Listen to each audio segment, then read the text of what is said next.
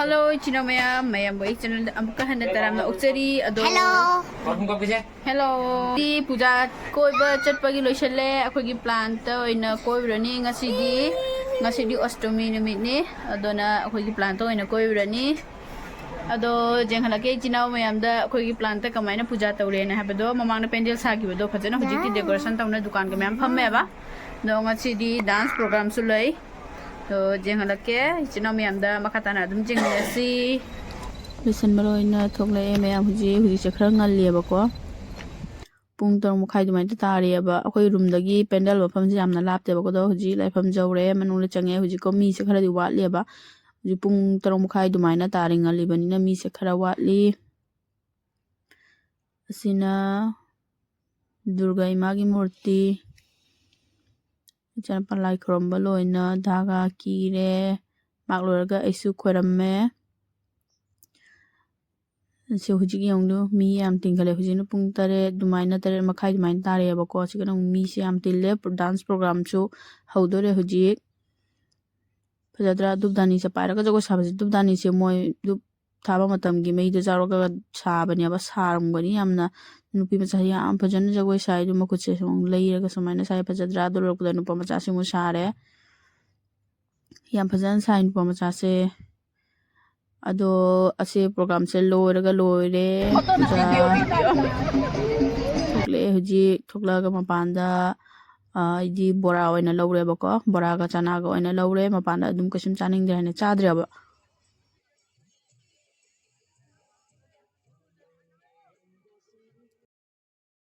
rum jawre puja ko beloina ngasina nabami numit hello ma'am ngasi blog mo makhatana dum jingminasi se ai huji mapanda ko bi sakane thokle thorok pada gari ngai bo oina coffee tha coffee thak pa lok pada ichan ba balon jona lai ramme ase loina thokle huji top cement company do cement company adu dugo muko bela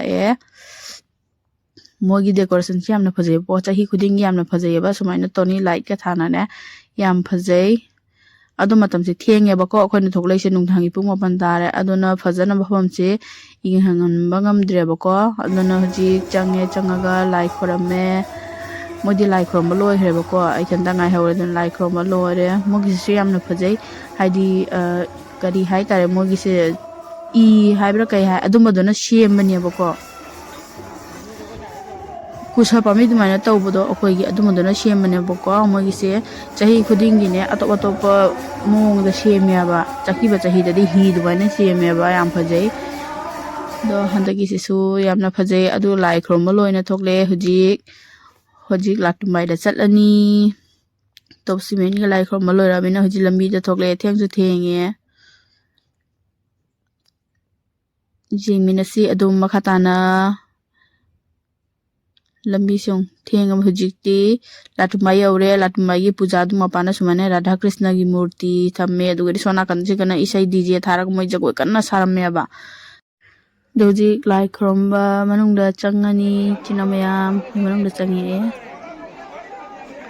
जी मोय लाई खरमेबा को मोय लाई खरमे दैना blog मचा मा लौरे असिन लोरपदा ऐसु लाई खरम लोरे मी दुम तिल्लीदा असिगसु मी याम तिल्लमे मपानदा Apple पामी हौरमे scenery Tony light थालगे याम फजना decoration तरमे इसे DJ हे ताबदा इचा नुपा योंसे बादल वर्षा इसे ताबदा जगोय सा लेरमे साइट इस जगोय देसे मथा जगोय सा लेरमे कना अइना जेंगुदगी नोकना तुमिन लैथोखरे मा कम सागरे मी याम तिल्ले मी चटपबो गना तौदेबल मी याम तिल्ले लाटुम्बाई हाइदोगी पूजानी असिसे डेकोरेशन सु यामना फजै मी सु याम तिल्लेबा अदुगा खाली हाइदिने होटल कैका चाबा थपगिदि यामना वाटले मी तिल्ले यामना अखोइदि कसम चाद्रे थेंगेबको पुंग तरा मखाइ दुमाइना तारेबा थेंगे होटल सिंगसु लोइनमक बन ओइरमेबको अंदना कैसुम चाद्रे दुम हलेबको अदोलरगा next next ki dadi Galleria to ina change Galleria ki da mu puja tawri haina mapana jingu saina musiga mu change abo siga su decoration yamna fajarami DJ moi isai saam ya bako isi haidi koi nupa macana makhon du se makhanau se kane ton se maga sai se yong kyam haina saina kyam haina sakhram yo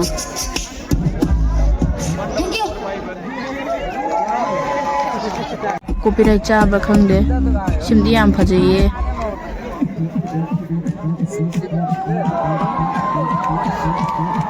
no 1 2 3 clap just clap just clap just clap just clap just clap just clap clap clap clap clap clap clap clap everybody motherfucker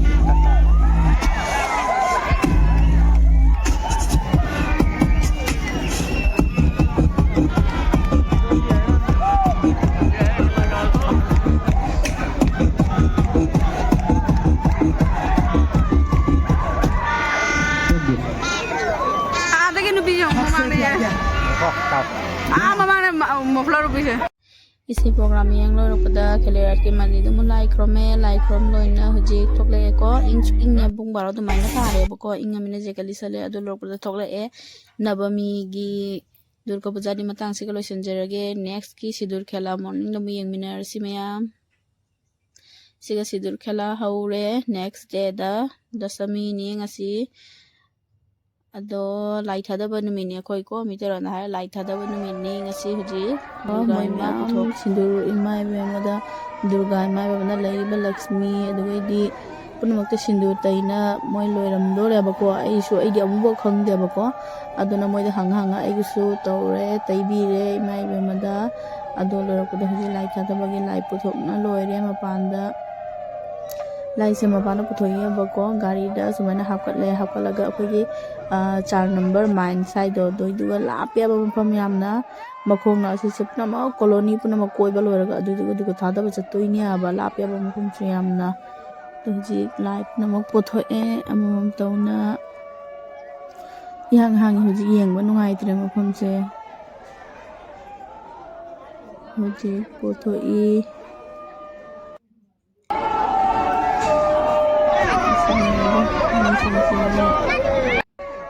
gari da hapana lori multi duweni akhoi colony ronda hana chatlani lai jumana puthokle first akhoi colony hana koirani aba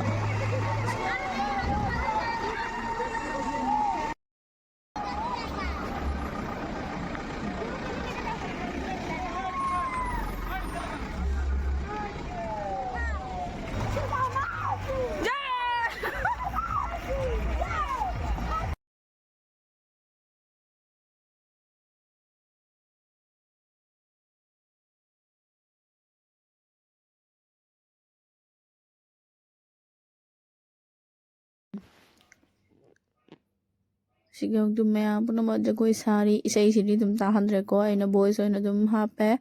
isai se copyright la di aina ko hapre ba moi harau na siga jagoi sanari maya ai di khong na bana lepa bau ngamdre company ki gari pi ba ko gari da oina dum la e do ji yong du se mai sa ron pham do yore mafam se nong na se bane lami yam na thum na lami sam puthara me ba ko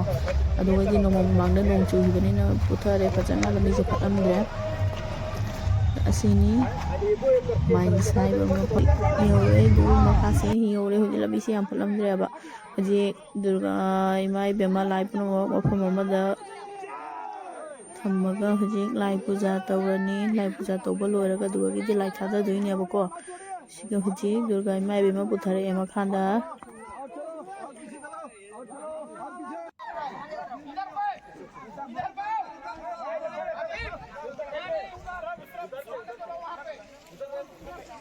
mafam se phajadra ising se pura green machuni ising se amna lui aba mafam se muji lai punama mafam ma da thamaga loina ma lai khorame edi lai khorame ba ko lai khorame lore da huji du ganesh baba thanda gre lakshmi mai ma thada lai ani sure ba ko thada ise